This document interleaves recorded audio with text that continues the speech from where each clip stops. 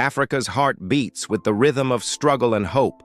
Her children, bound by the dream of true liberation, have long stood against the chains of oppression. But the shadow of injustice has been relentless. Many of our bravest voices were silenced before their time. Today, we honor 5 Pan-African heroes who gave their lives so Africa could breathe free.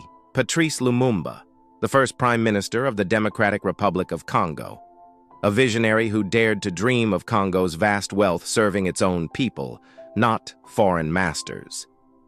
With fire in his eyes, he declared, "Independence is not a gift, but a struggle won."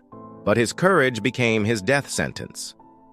In the cold January of 1961, Lumumba was brutally assassinated, his body erased, but his spirit eternal. He became the burning ember of a continent, robbed yet unbroken. The echoes of Lumumba's voice carried across the continent, inspiring a new generation of leaders.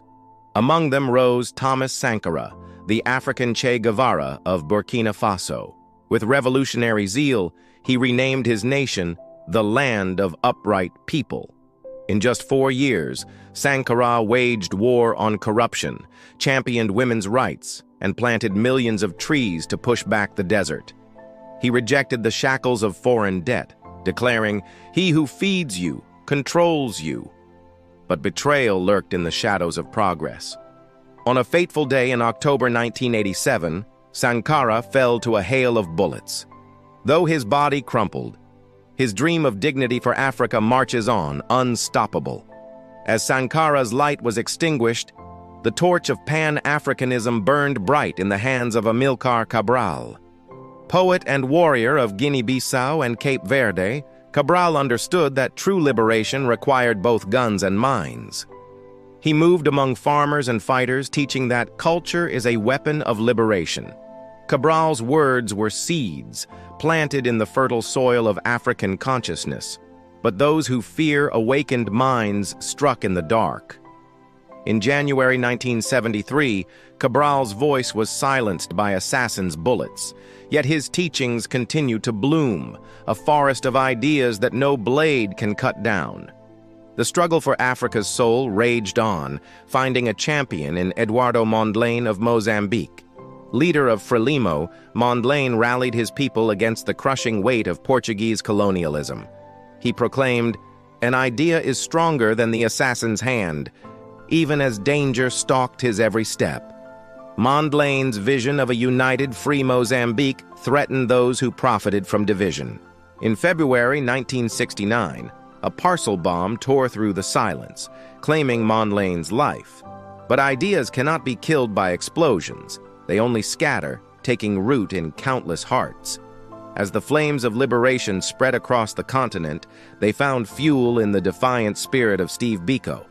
In the choking grip of apartheid South Africa, Biko dared to speak of black consciousness and pride. His words became a rallying cry. The greatest weapon of the oppressor is the mind of the oppressed.